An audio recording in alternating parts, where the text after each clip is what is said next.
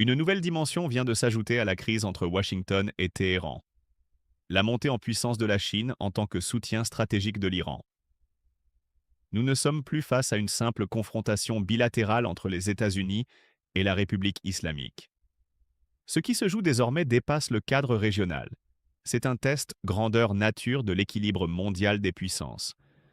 Alors que Donald Trump cherche à mobiliser l'OTAN pour afficher une unité occidentale, Pékin avance méthodiquement ses pions. Soutien économique, transfert technologique, coopération sécuritaire discrète, la Chine ne se contente plus d'observer, elle restructure l'équation stratégique. L'Iran devient ainsi un pivot avancé de la multipolarité au Moyen-Orient. En renforçant la résilience de Téhéran face aux sanctions américaines, Pékin teste indirectement la capacité de résistance d'un État soumis à la pression maximale occidentale. Mais cette stratégie comporte des risques. Escalade mécanique, frappe limitée, riposte calibrée, une spirale incontrôlée pourrait transformer une démonstration de force en crise majeure. Sommes-nous à l'aube d'un basculement historique de l'ordre mondial?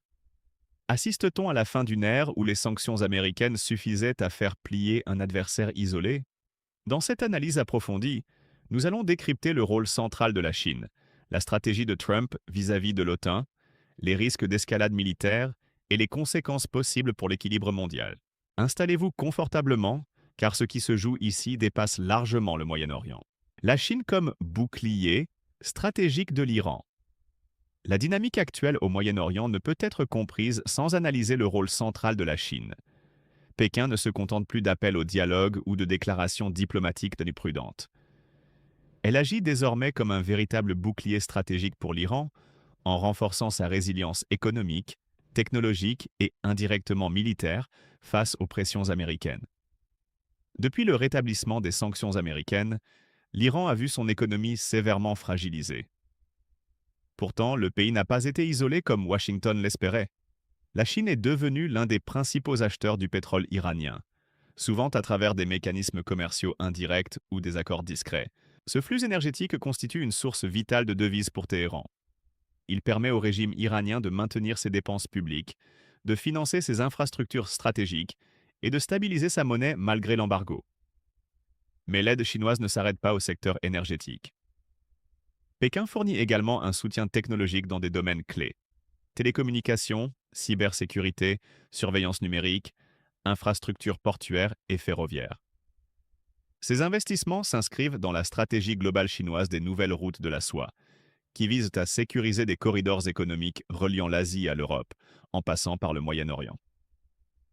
Sur le plan sécuritaire, la coopération reste plus discrète mais tout aussi significative. Des échanges militaires, des exercices navals conjoints et des transferts d'équipements défensifs, notamment des systèmes radars avancés et une assistance en défense aérienne, contribuent à renforcer les capacités iraniennes. L'objectif chinois n'est pas d'entrer en guerre contre les États-Unis, mais d'augmenter le coût potentiel d'une intervention américaine. En transformant l'Iran en partenaire stratégique renforcé, la Chine envoie un message clair. Le monde n'est plus unipolaire. L'époque où Washington pouvait isoler totalement un adversaire par des sanctions économiques semble révolue. Désormais, un État sous pression occidentale peut compter sur des alternatives économiques et technologiques. Pékin voit également dans l'Iran un laboratoire géopolitique. En soutenant un pays soumis à une pression maximale américaine, la Chine observe jusqu'où la résilience peut aller. Si Téhéran parvient à tenir malgré les sanctions et les menaces militaires, cela prouvera que la coercition occidentale a atteint ses limites. Ainsi, derrière la confrontation apparente entre Washington et Téhéran, se dessine une rivalité plus profonde.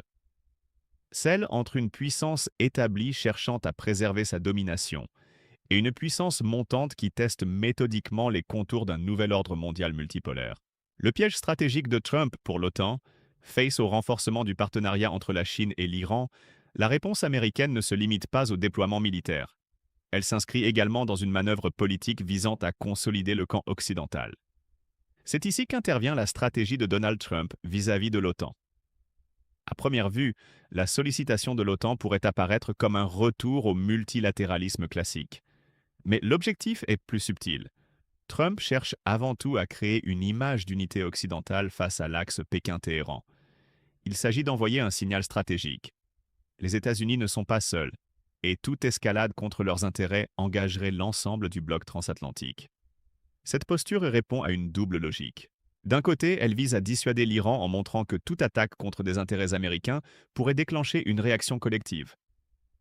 De l'autre, elle adresse un message clair à la Chine. Toute tentative de remodeler l'équilibre régional se heurtera à une coalition structurée. Cependant, cette stratégie comporte des fragilités.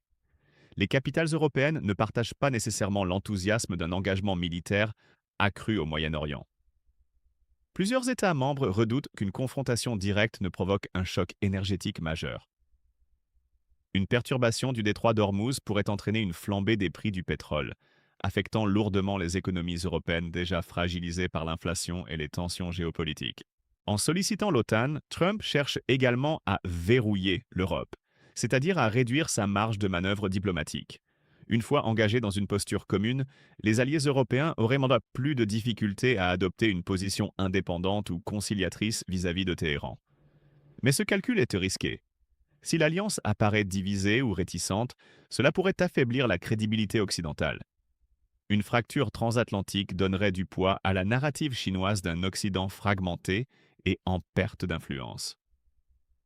Ainsi, la mobilisation de l'OTAN devient un test stratégique. Soit elle renforce l'image d'une cohésion occidentale capable de contenir les ambitions iraniennes et chinoises, soit elle révèle les limites d'un leadership américain confronté à un monde de plus en plus multipolaire. Dans cette équation complexe, la diplomatie devient presque aussi importante que les capacités militaires. Car au-delà des missiles et des porte-avions, c'est la solidité des alliances qui déterminera l'issue stratégique de cette crise. Les risques d'une escalade mécanique. Si la dimension diplomatique est essentielle, le danger le plus immédiat réside dans une possible escalade mécanique. L'Iran a considérablement modernisé ses capacités militaires au cours des dernières années. Il dispose désormais de missiles balistiques de précision, de drones d'attaque longue portée et de capacités navales asymétriques capables de menacer les intérêts américains dans la région. Des bases stratégiques situées au Qatar, à Bahreïn ou aux Émirats arabes unis pourraient être ciblées en cas de confrontation ouverte. L'Iran a déjà démontré par le passé sa capacité à frapper avec précision des installations militaires adverses. Cette évolution change profondément le calcul stratégique américain. Toute opération militaire comporterait un risque direct de représailles. Le scénario le plus probable n'est pas une guerre totale immédiate, mais une succession de frappes limitées et de contre-frappes calibrées. Une attaque ciblée contre une installation iranienne pourrait entraîner une riposte contre une base américaine. Cette riposte appellerait une nouvelle réponse. Et ainsi de suite. Ce mécanisme d'action-réaction peut rapidement devenir incontrôlable. Chaque camp cherche à préserver sa crédibilité sans franchir le seuil de la guerre ouverte. Pourtant, plus les frappes s'enchaînent, plus la pression politique interne augmente. À Washington comme à Téhéran, aucun dirigeant ne peut apparaître faible. L'implication indirecte de la Chine complique encore davantage la situation. Même sans intervention militaire directe, le soutien économique et technologique de Pékin prolonge la capacité de résistance iranienne. Cela réduit l'efficacité des sanctions et rend une stratégie d'usure beaucoup plus longue et coûteuse pour les États-Unis. L'escalade mécanique repose souvent sur des erreurs de calcul. Un drone abattu, un missile intercepté, une mauvaise interprétation d'un mouvement naval peuvent déclencher une réaction disproportionnée. Dans des environnements militaires aussi denses que le Golfe, les marges d'erreur sont minimes. De plus, les forces présentes dans la région opèrent dans un espace restreint. Détroit d'Ormuz, bases proches les unes des autres. Couloirs aériens saturés. Cette proximité augmente la probabilité d'incidents involontaires.